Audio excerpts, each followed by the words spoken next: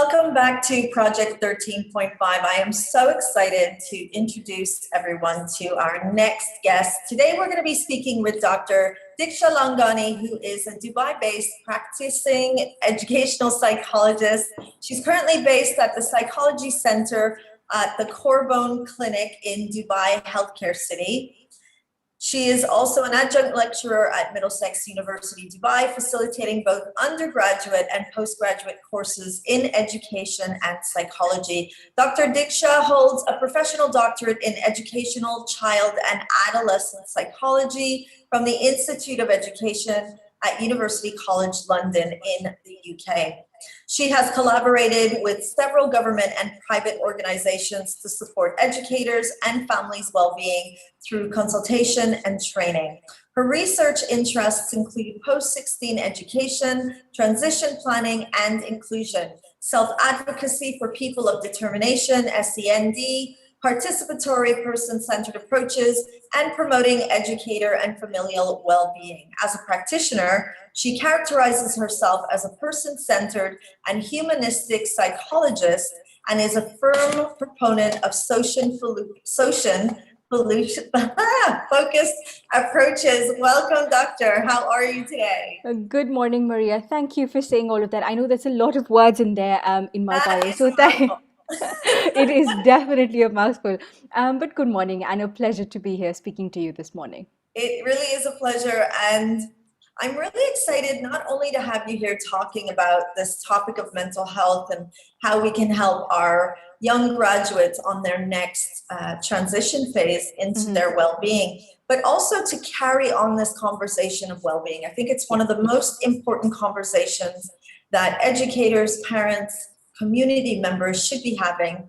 And in keeping with my firm belief that this is not just one conversation that we have one time in the year when we're talking about mental health, but it should continue to be a conversation that we have at the dinner table, at the coffee shops, within conversations of colleagues, because it's such a well-needed, such an important topic.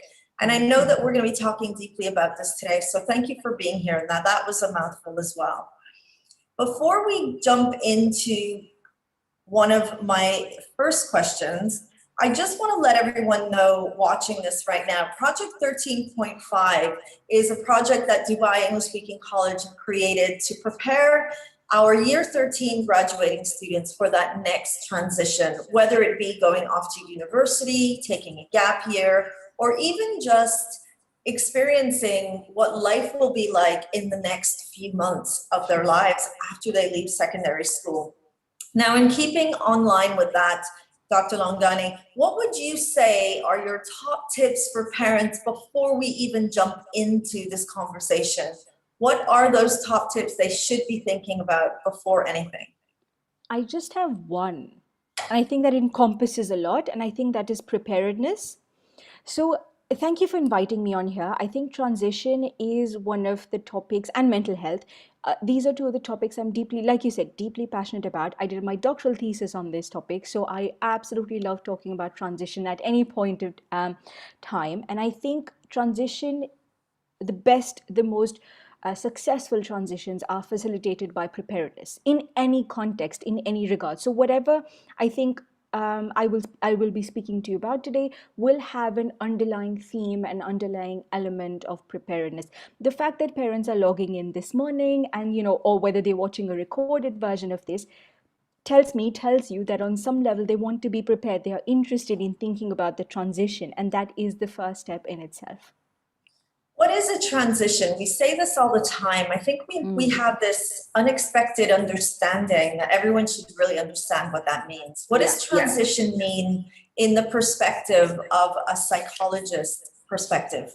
Great question. I think it's about change, isn't it? I think in the general community, we think of transition as right.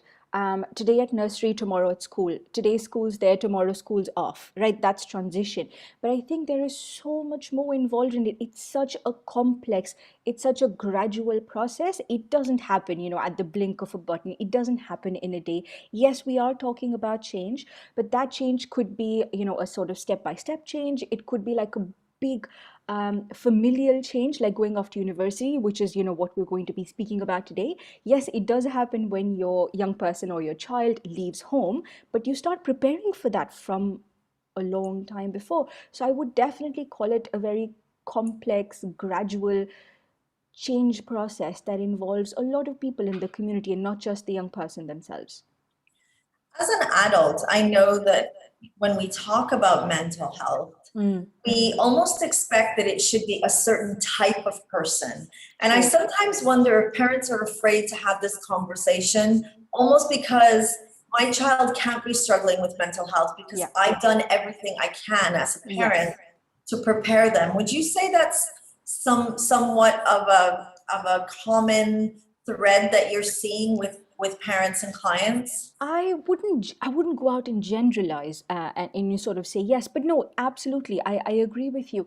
I think it's about the connotations of mental health, right? That's why I prefer using the term mental health and well-being, maybe, because for me mental health means good mental health and not so good mental health. When you and I talk, right, this is what we mean. But I think, to some parents, to some families, mental health is only worth thinking about when it's poor, when you're struggling with it. And I think that's where the problem, when you talk about maintaining physical health, let's talk of it in that parity, isn't it? We go to the gym, we go for a walk, we do whatever it is that we do, build immunity nowadays, conversations that we've been having for the past year and a quarter. I think we need to look at mental health in the same regard. It is something that shifts, it is something that goes up and down, and that is absolutely okay. Yes, it's very difficult to just pop a pill and come back to really good mental health. But I do think mental health needs to be thought about in terms of mental health and well-being, so both the good aspects and the not so good aspects of mental health. I can't agree with you anymore. I think you're right. I think sometimes when we talk about mental health, the assumption is that it can't be healthy if we're Ex- talking about it. exactly.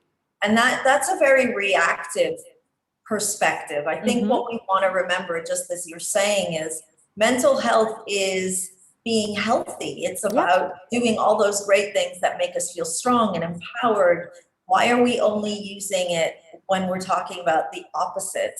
Absolutely. And even the parents attending or anyone who's attending today's talk, I mean, yes, we are going to talk about young people who are struggling with their mental health in the transition. But I also want to talk about what makes for a good transition, what positively supports mental health. Those kind of conversations are equally important, I think. And I think let's go with that. So, what would you say are those positive mental health strategies or positive mental health behaviors that we want to be encouraging in our Mm, children as mm. they become young adults and move abroad? Um, I think, again, I don't have a list of like top 10 tips that I could sort of give you to make this all easier, but I definitely think one of it is communicate. Okay, let's keep that to the side. Connection. I think we're all on some level looking for connections, whether we are like you and I are sort of building a professional connection as we're doing this. Our young people moving abroad are going to be looking for friends and they're looking for connections. What they miss most about home are the people and the place and the things they used to do. It is all about connections at the end of the day. So I think building positive mental health during this transition or otherwise, a lot of it is about connection. It's about establishing good relationships. It's about How that do feeling we of ensure relatedness. how do we ensure they're able to do that? I mean, we have to remember our children are moving abroad Yeah. during this terrible time of COVID. And Mm. just when we think there's a light at the end of the tunnel, there's talk about the Delta strain. Yes. And what does that mean for more lockdowns? How do we encourage them to maintain healthy connections if they're going to be in a Mm. quarantine state or if they're not going to be able to attend either work, Face to face. physical Yeah. space, or in university physical Yeah, spaces? yeah, very good question. I think there are two sort of approaches that I want to take to this question. Number one is I think the underlying message that young people, young adults get from home or from their family or their friends here. And I think that I'm not I'm not saying should, but I think it's a good idea if that message is unconditional. You're portraying your unconditional support, that kind of no matter what parenting or that, those kind of friendships, your friends will still be your friends. Yes, you might not be in touch with them as much as you'd like once you move abroad. You might not be able to speak to your parents every day or your family members or your siblings or whoever you care about every single day, but I think knowing at the back of your mind that they are there for you when they need them and when you don't as well is a good idea. So as a parent or as a caregiver, if you're watching this, have a think about how you can give those messages of being there unconditionally for your young adult. Yes, it is assumed, yes, but I think these things need to be said. These things need to be shown. Every family has a different way of showing that. Every culture has a different way of showing that, and that's good. I think another thing, another way of building connections for young adults or young people once they reach university, or they're in the limbo.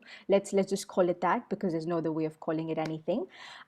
Is as a parent to have a think about or preempt in a way, um, does my child struggle with making friends or meeting people that initial phase? And then you might want to encourage them to really participate in the freshers week or the welcome week. I know lots of universities which are doing these virtually, yeah, and they're doing it really, really well. Of course it's not ideal, of course it's not the best case scenario, but we're trying to make the best of it, aren't we? At the end of the day, if you think your child has got a difficulty or they've got a disability or they're just in terms of the mental health they're struggling, let's just call it that, they don't need to have a diagnosis. I know of universities, they don't have to be really good, top of the charts universities. Universities in general are putting in lots and lots of support for student well-being. You just need to send an email or just ask about what provisions are in place to support new students. They've got student mentors, they've got staff mentors, they've got, they try and link people up from the same country as they're moving abroad. So there's lots and lots of support out there. I think it's just about reaching out as a parent or as a young person. How do we support parents? I think there's such an emphasis on parents supporting their teenagers who are Sure. now, let's face it, they're 18, 19 years old, they're young Yeah. adults. Yeah. Most often at this age, they really don't want mom and dad getting involved. Sure. They don't want them getting involved. So there's such an emphasis on preparing the children, but Mm. really I think we're forgetting parents really need support at this time as well. Mm. What are some of your tips to help parents self-support and model behaviors, not just for their children, but also for their own mental health? You're absolutely right. I think you can't give or portray that sense of calm or that sense of confidence if you don't have it yourself. So absolutely, this is a conversation worth happening. I don't think there's a checklist kind of thing you can do. Yes, attending talks like this. Again, I keep going back to universities because it's so individual. Countries, are so individual.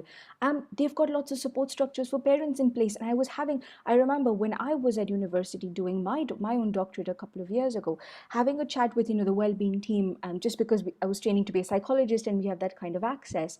And they said, yes, we do have a lot of support structures for parents. We regularly put out articles, podcasts for parents, just to think or feel that they're not the only ones feeling, okay, this transition is going to be a bit rocky for me and my child, or am I the only parent who's feeling particularly worried or attached or things like that, finding it difficult to let go? um, they've got all of they've got those resources. It's about tapping into those. It's about forming it comes down to connections at the end of the day, Maria. Forming connections with parents around you whose children might be going off to different places and having a chat with them about how was that process. Going back to my theme of preparedness, yes, you like you said, parents are so focused on their children leaving. They're like, yeah, we're going to do this for them, we're going to support them in this way, and we're going to try and call them every day. But what will you do for yourself as a parent when you've got that empty nest, if you would like to call it that? Maybe Definitely. some plans for that, some positive plans for that would be a good place to start. what are some red flag behaviors? I know we're talking about mental health in a healthy, Sure. positive way, but we can't deny there are certain behaviors that, if not really paid attention to, can Mm-hmm. escalate, and they're things that I like to refer to as the red flag behaviors. So Sure. what are some of the behaviors that you've seen as a doctor that you think, if we could pick up on these when they're Mm. subtle Mm. before they escalate, we can really do good? I think there is going to be a lot of change. So, you as a parent or as a caregiver, family member, friend, whatever, you are going to notice a lot of changes. So, it's, I think, one important thing to remember that this is, again, not a checklist that you go through and once you reach the end of it, say, great, I'm going to have to do something about it. I think it's about observing your child's behaviors over a consistent period of time. I just like to put that caveat in before I sort of launch into the red flags because I think that's very important again. Um, I think there are going to be changes. But if you think even after a couple of weeks or a month or so, a couple of months, your child is still struggling with the basics. And what do we call the basics? We call their eating patterns, their appetite, too much eating, like binge eating, under eating. You can see that they've lost weight, or they've told you they've lost weight, or their eating patterns have changed. Let's go back to the basics of sleep. Yeah, we want to keep jet lag and new place, all of that to the side, but keeping that, failing that, um, they're really struggling with sleep or sleeping too much, finding it really hard to wake up. That might be a sign that they're struggling. I know lots and lots of college students with ADHD, some of them with a diagnosis or some of them who don't, who really struggle to wake up in the morning now that their parents aren't around to give them that additional sort of wake up call. And if they're struggling with that over a consistent period of time, yes, you might want to check in with them. Yeah, it's not that you have to do something, it's about checking in. How are you doing with your sleep? Are you sleeping really late, or what's happening? Having those kind of conversations. I think it's about if they mention anything to you about substance use. I know that's a very delicate topic, but if you think that there is maybe use, again, could be experimental, but there's an abuse, if you feel like, of different substances, which you wouldn't have anticipated. I think, again, that's something to look about. If they suddenly stop talking to you, stop communicating, or act a bit different, again, that's something to look out for. So like I said, these are the basics, but these are the first indicators that you would usually get when things aren't, when their mental health isn't where you would want it to be at. So this idea of when they stop communicating with you, isn't that Sure. common though for university students Hmm. to go for a certain amount of time when they're not going to communicate? I know you said I don't want to give you a prescriptive Sure. checklist, but I Sure. think parents need a type of checklist Hmm. because they're so used to parenting children living in the household Yeah. where they can see them regardless of what's going on at school. They see them Sure. regularly, morning, when they come home from school, right before they go to bed. Sure. So although we don't want to give them something prescriptive, I do think that a new parent whose child is going abroad for the first time needs to have some kind of a list that says, these are normal, this is common, Yeah. these maybe you want to kind of pay a little attention to, and Absolutely. these definitely you need to be really reaching out or get on the flight, get over there, really, really stay closer and Sure. more connected to them. Sure. Very good point. Completely agree with you, Maria. I think it's about time. So absolutely, first couple of weeks will take time to settle in. Like I said, eating, sleeping, talking patterns, communicating patterns will be different. It wouldn't be what you would expect, what you would want. But I think once that settling period has gotten over, once they've had time, I think it's about time. They've had time to find their foot. You feel like they've got a couple of people around them, or they sort of get along with the people that they live with, or they haven't found anyone. If they don't tell you anything about meeting people, or I'm not saying they need to make best friends on like the very first day of college or university. I don't even know if that happens anymore, with children or young people. But I think give them time. If in a couple of weeks, if in a month or so, they don't seem settled, they don't seem to have their routine right, they don't seem to have the basics of eating, drinking, sleeping, those kind of habits right, then I think that is your first step. And then you'll have things like, okay, can't turn into class, can't turn into assignments, I don't want to talk to my parents, and you'll get those kind of red flags. But like I said, the basics are the ones you will see first. You will be able to notice, the others, they some of sort of the young people will be quite maybe quite expressive with their family members. Some of them won't. Some of them won't come out and say, right, I am struggling. Yeah. So I think it is these basics which will reinforce the fact that, right, something is wrong. And like I said, of course, if you feel like there's been an extended period, couple of weeks of, not eating, not sleeping, or going out and substance use and things like that, that is when you step in. That is when you take an active call saying, as a parent, can I fly in? Maybe I can, maybe I can't because of restrictions all over.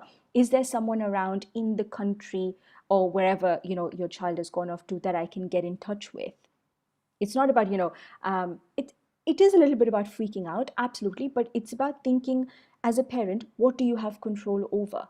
You don't have control over your child's eating, drinking, sleeping habits, but you might be able to get in touch with someone who might be able to check in.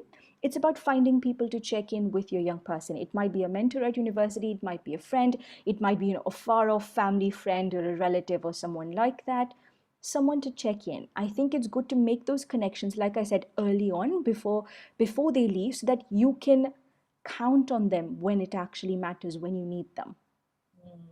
I know that it's important as well to design an alliance, a partnership with our children before they go, as you were saying.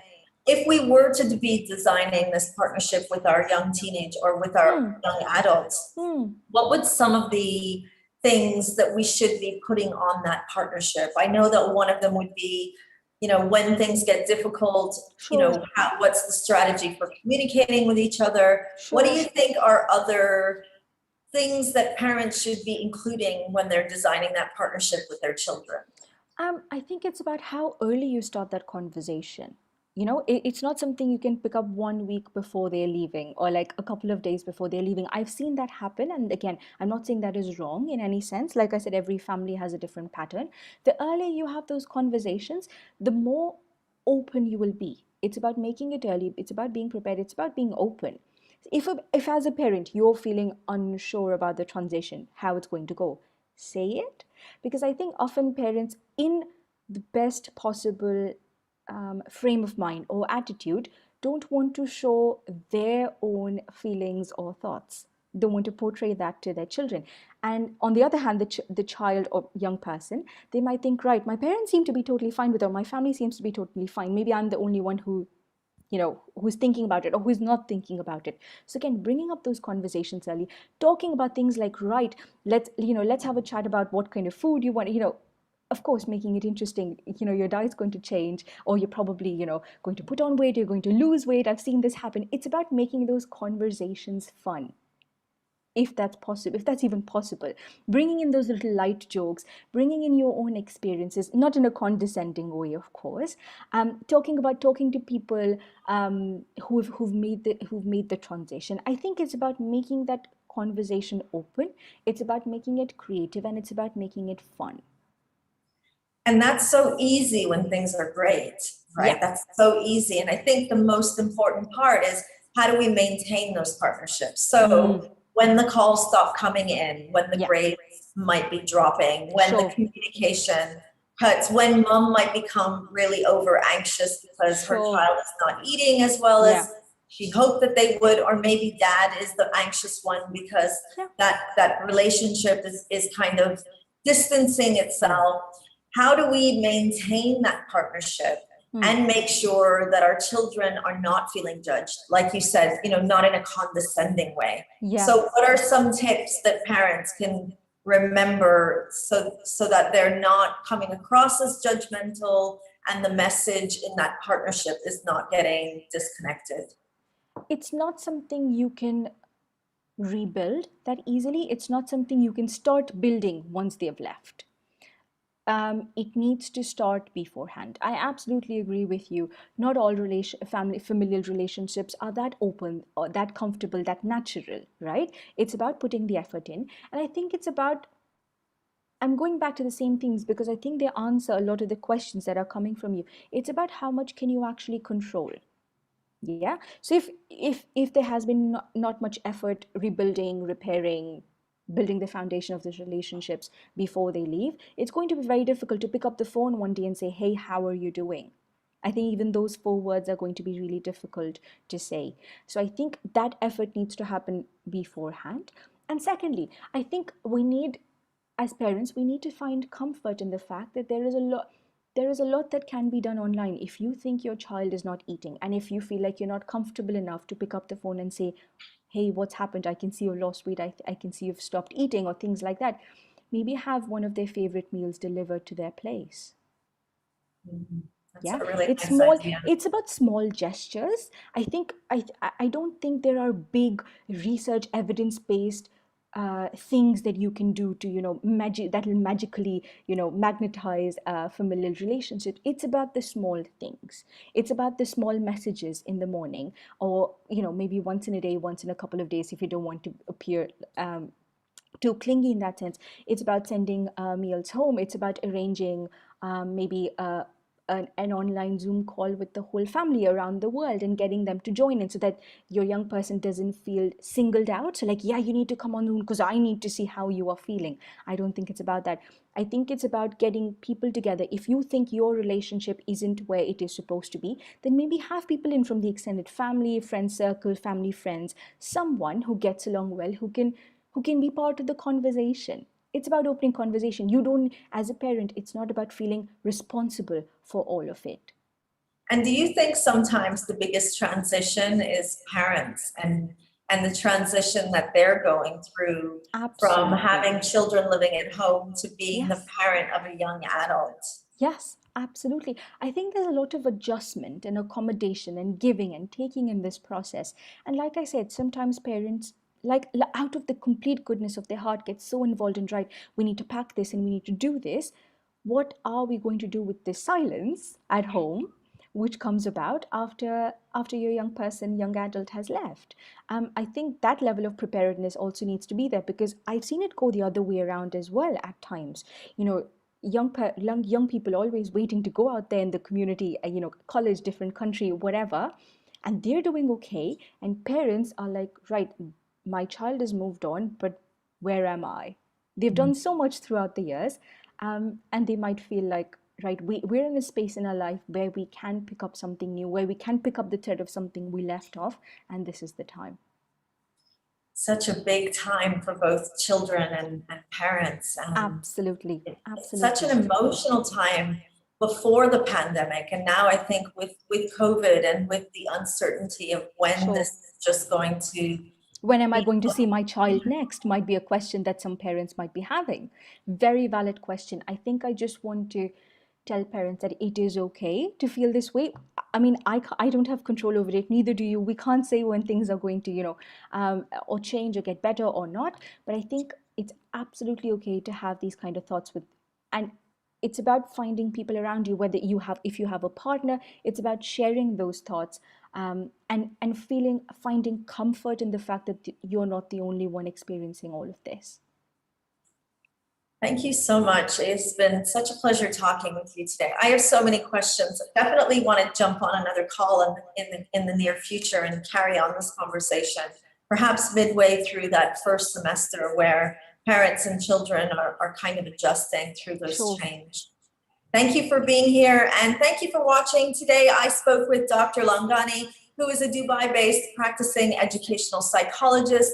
I know that you're at Carbone Clinic in Dubai Healthcare City, but how can we find you if we want to find you online, Dr. Laungani? You can just type my name on Google. You'll get my clinic details. You'll get I have a work Instagram page and a LinkedIn page as well for someone who wants to follow or get in touch. So that should be pretty easy nowadays.